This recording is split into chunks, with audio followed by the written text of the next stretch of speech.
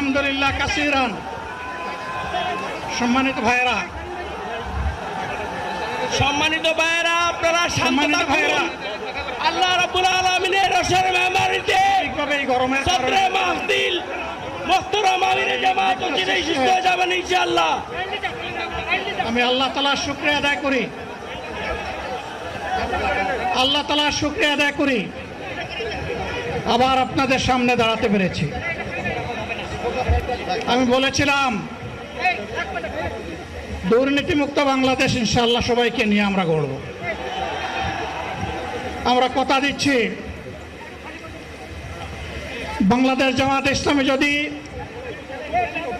আল্লাহ তাআলার মেহেরবানি এবং সরকার জনগণের ভালোবাসা নিয়ে সরকার গঠন করে, তাহলে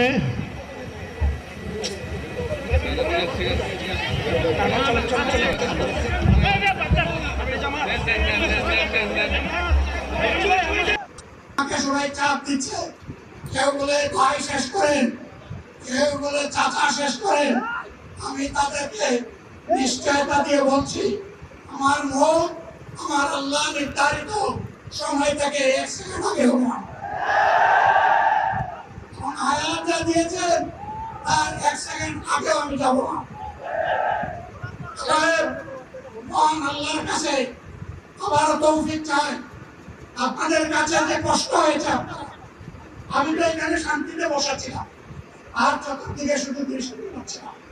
কি কষ্ট হচ্ছে আমার ভাইদের, ভাইরা, এই কষ্ট আল্লাহর জন্য, এই কষ্ট কার জন্য? ইনশাআল্লাহ আল্লাহ তাআলা আপনাদেরকে তার উপযুক্ত জায়গা দুনিয়ায় দিবেন, আখিরাতে দিবেন।